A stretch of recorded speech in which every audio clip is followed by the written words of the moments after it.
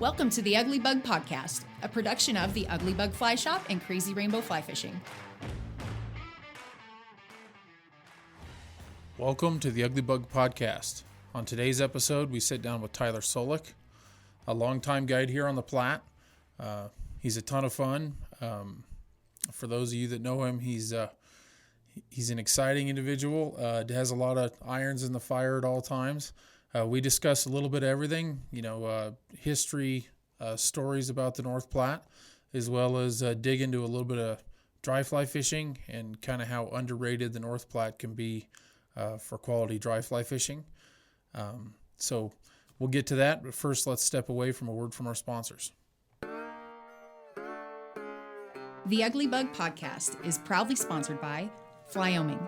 Wyoming-rooted fly fishing apparel and accessories challenging the traditional mold, designed by anglers for anglers. Tyler, thanks for joining us. Yeah, thanks for having me. Yeah, man.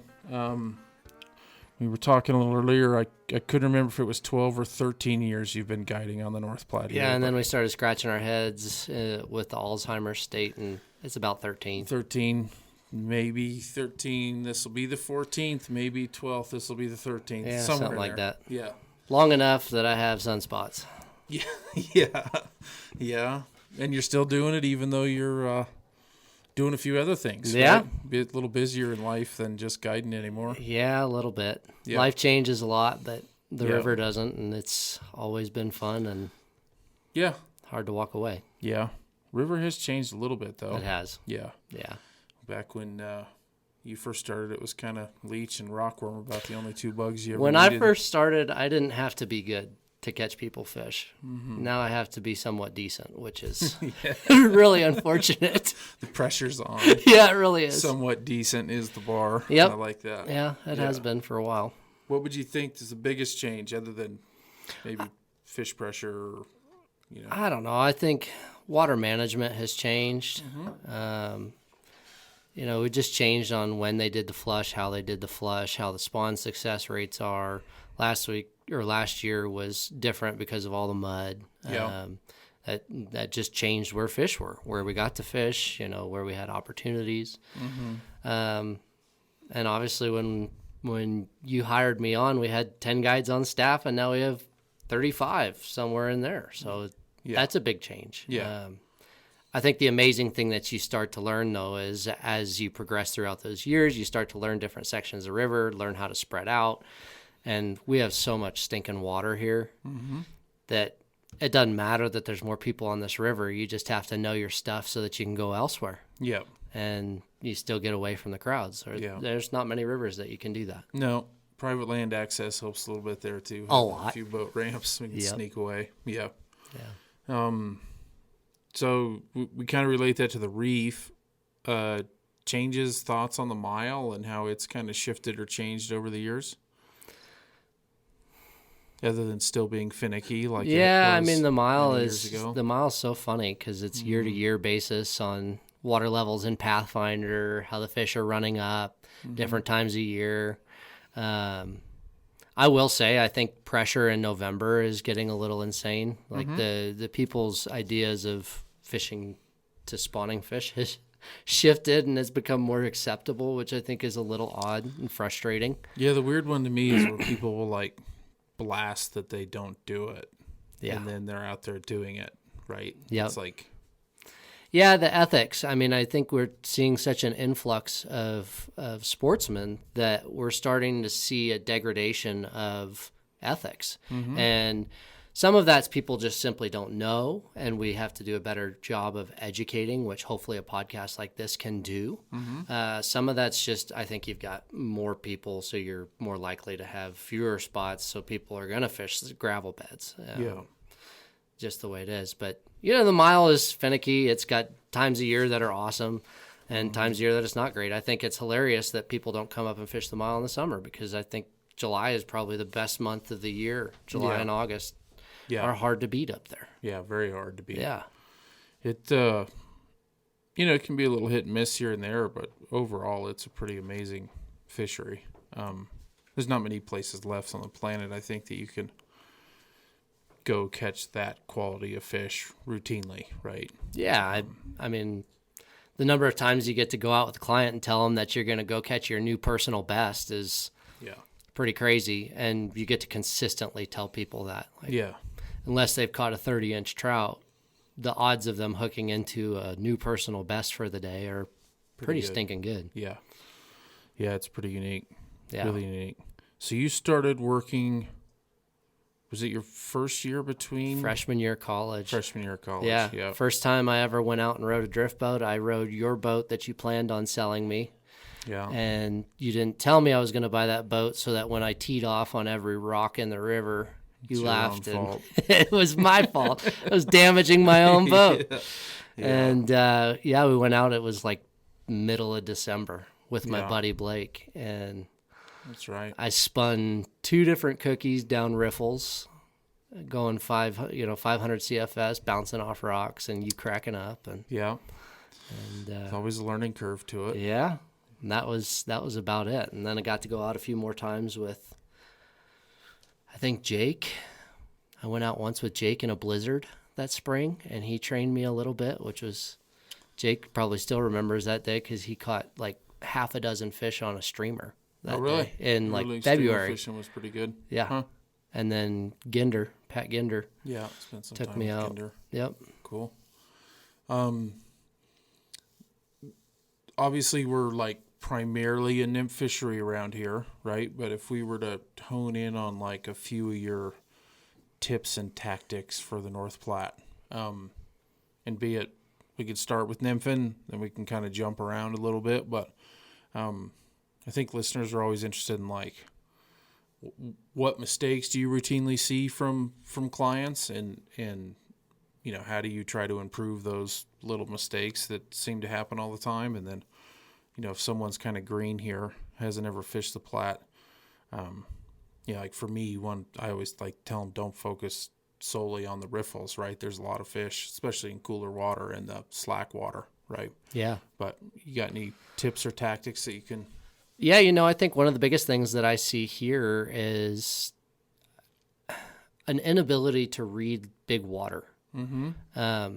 Our fishery is such an amazing and unique place to come and learn because it's easy to eventually have success. Yeah.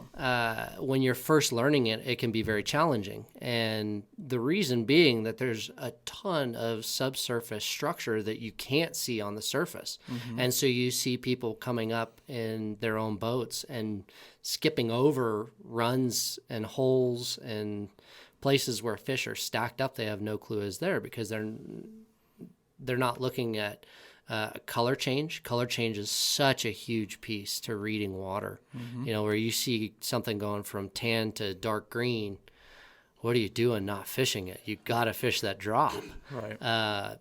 Any current change is going to hold fish. Depending on the time of summer, you may be passing by 16-inch deep water and it's going to be loaded with trout that are wanting to eat a hopper dropper. Mm-hmm.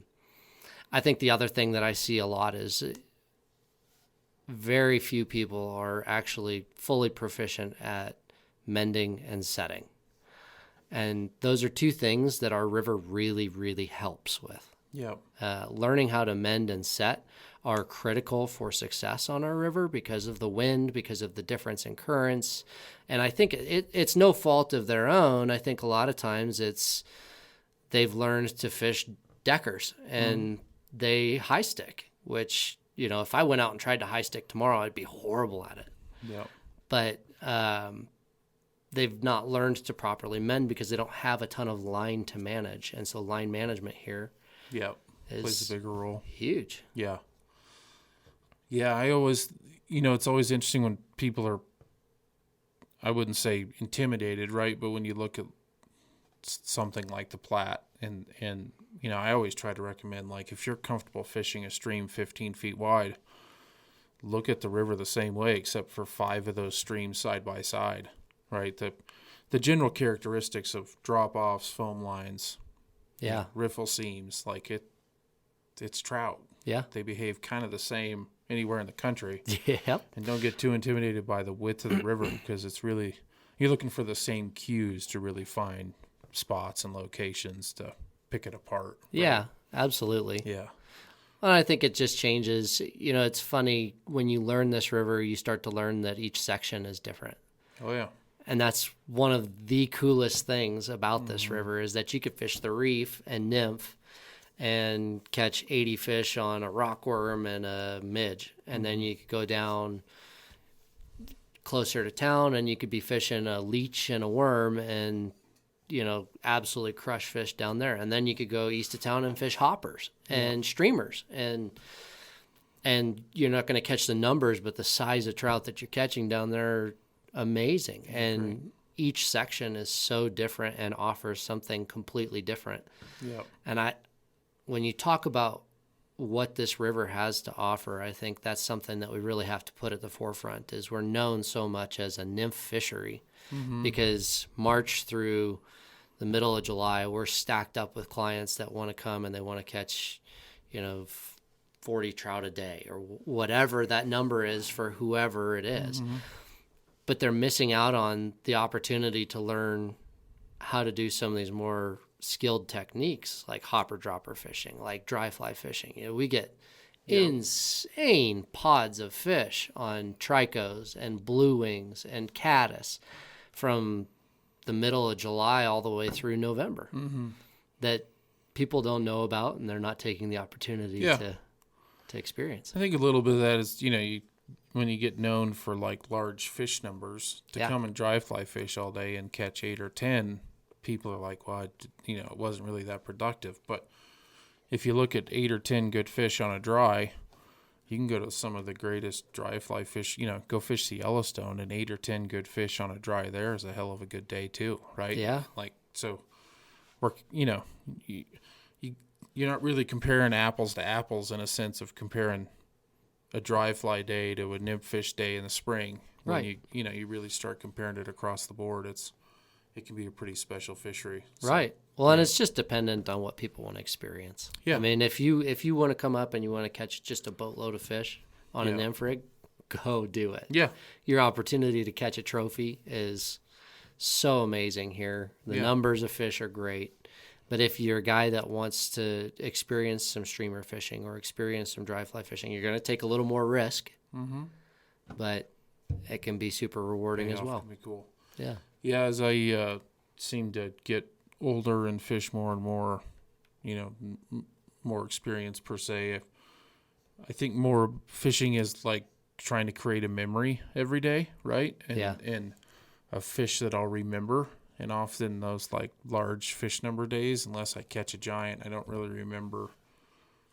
I remember the fishing was good, but I don't like remember a take that I saw or the way it jumped sort of thing, because it all runs together versus, you know, if I'm throwing a streamer and see a big fish pull off the bank and smoke it, like I'll float by that corner 12 years later and be like, yeah, I remember once I caught a big, you know. So, to me that's, and for everyone it's a little different, but. Well, I think that's somewhat based off of the idea of the unknown, right? Like our attempt at discovering the unknown. And when we have harder days of fishing, it's harder to know what's around that next bend and what could happen versus what you know should happen. Yeah, and that what could happen is sometimes far more important in our lives and our experiences than what should happen. It's well said. I like it. I like it a lot. Let's dissect your dry fly game a little bit. Oh boy. Yeah. So, you know, generally, I mean, not that every year's the same, but generally we're going to get some blue wing stuff in the spring. At times it can be pretty good. At times we're still in our kind of spring weather in Wyoming where it can be windy, and not that you can't find some soft corners, but at times we're a little limited. Your kind of go-to blue wing dry, general prospecting dry. Oh gosh, whatever's easy to tie, but I love the Parachute Adams. I mean, there's no beating it. Have it in a bunch of different colors and size 16 to 22. I mean, gray is go-to. Yeah. But purple haze, that sort of thing is Are you killer. a big believer in the purple at lower light conditions and gray at sunnier conditions, or do you just I'm a big believer in whatever they want to eat. I don't know that it matters. I think sometimes we overthink why fish do what they are doing, and a lot of times they're just eating. And it doesn't always make sense. There's a lot of science to fly fishing, which is a ton of fun, but I think it has probably more to do with the silhouette on the top. Mm-hmm. You know, if your shape is right, they'll probably overlook color most of the time. Yeah. Yeah. Yeah. Do you, I mean, obviously I think often people change bug too quick in a dry fly scenario. Just the drift isn't good enough, right? Yeah. They're getting a bunch of drag, and once they do get a good drift, they'll eat it. Yeah. Versus changing bugs and continue to get a bad drift, they're not going to eat it.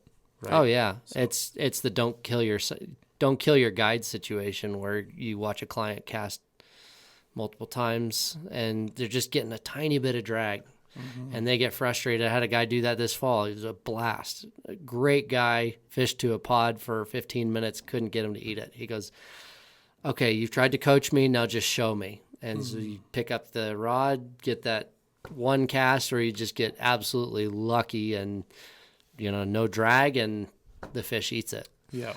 And I think that has so much to do with if you get the right drift, whether it's dry fly fishing or nymphing, the odds are you're probably going to get something interested. Yeah. When you're so parachute Adams, I assume you might be able to run a light dropper underneath it, but it's not like you're running a bead head sort of scenario under that. So when you're running a dry dropper setup, do you have kind of a go-to bug combination that's your first grab, or anything that I like the name of? No, you know, big bulky foam with some good poly on top. So I'm usually looking at the Fat Albert. Doesn't really have the poly on top, but it's a good bulky bug. Anything that sits high. Gosh, there's so many great hoppers that it's hard. You know, Dustin always says a PMX. PMX is a great bug. Big foam caddis. It doesn't really matter most of the time for me, so long as I can see it, they can see it. That's why I like the poly on top. Yeah.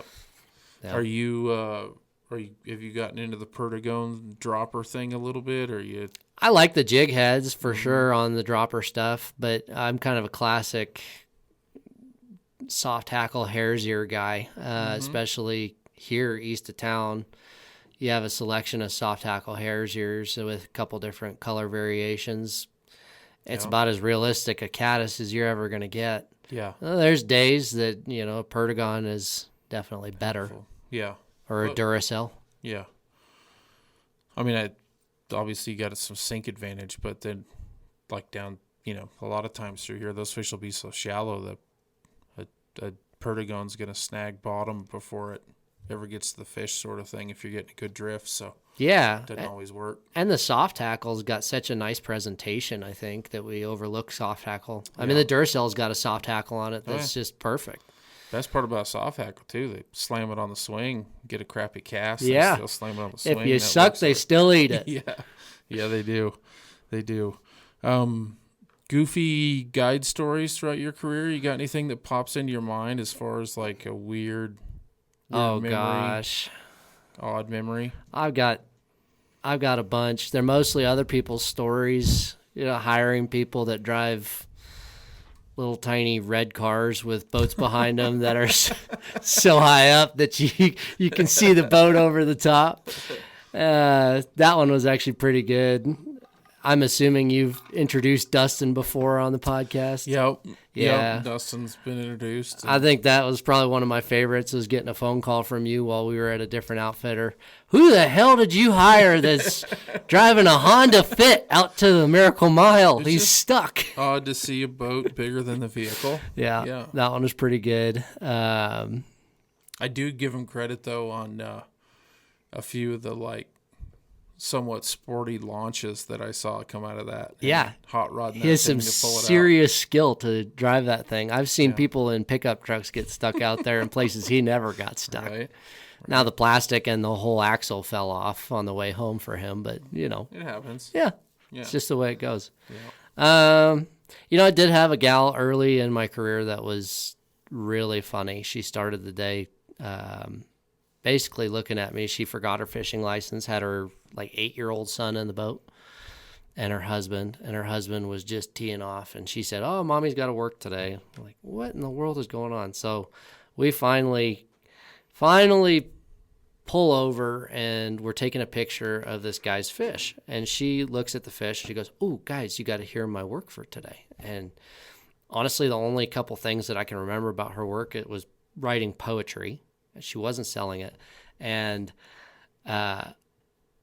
the only lines I could remember were her reading off and saying, a good pair of boots in the hot summer sun, having sex on the beach with you. And that was it. That was the whole poem. Well, we're trying to take a picture of a fish, and I'm sitting here thinking, what the heck? This day couldn't get any weirder. So I go down to the next hole, and I pull up the guy's line, and I put a nymph, like an actual nymph that he had hooked, on my finger to show the boy and his dad. And I'm talking to them about the entomology, and she looks at me and she goes, "Let me see that." And she pulls my hand to her face, looks at the bug, then sticks my finger in her mouth and eats the bug off of my finger. So it got a little weirder. Proceeded down to the next hole. This is all like a half-hour span. And we go down the run. The husband catches a fish. We row back up. She turns around. She looks at him. She goes, "Honey, what you're doing today is incredibly sexy. You're going to have to take care of me tonight." And I'm sitting here going, oh my gosh, I got to get out of this boat. Right. This is awful. So the next run, we pull in. She says she has to use the restroom. Well, I pull over. I tell her to sit down, and I absolutely annihilate a rock. She falls out backwards, soaking wet. She proceeds to fall out one more time later in the day. Hands down the worst day of guiding I've ever had. She was not drinking. She was 100% sober. Just falling out, doing nothing. That's pretty unique. That one was unique. I think one of my favorites, Jameson, way back in the day, loved to play pranks on me because I was a young, probably big-headed kid. And I showed up to work. This was probably early June, and I was rowing my boat around for probably about a month when finally Jameson and I get put on a group trip.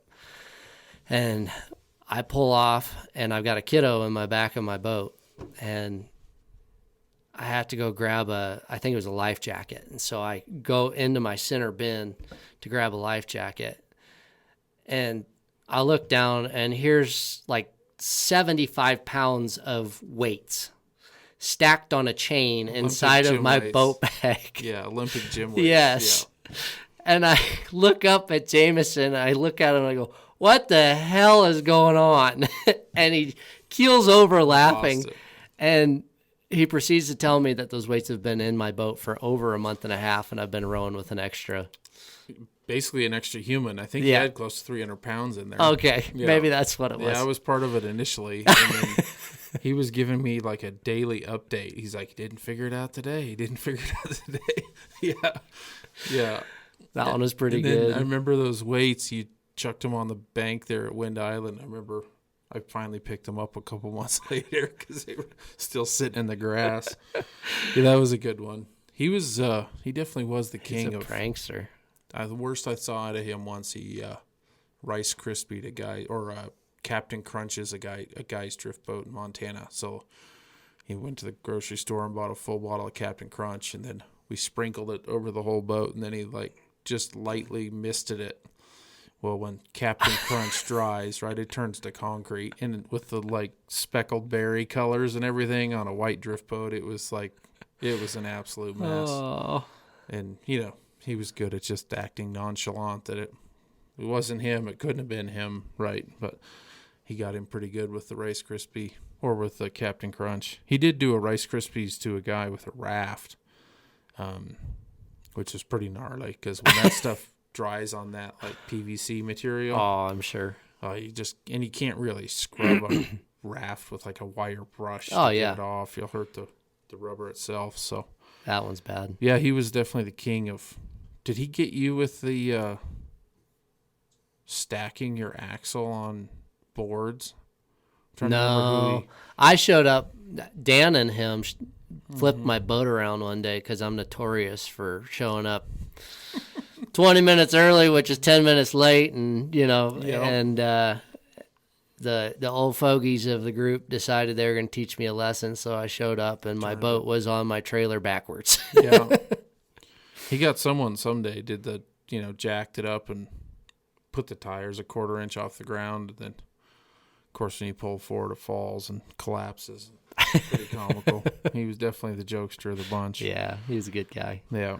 We were talking yesterday about when Devin brought it up about me throwing a snake at Ben Bruce and him nearly passing out about the...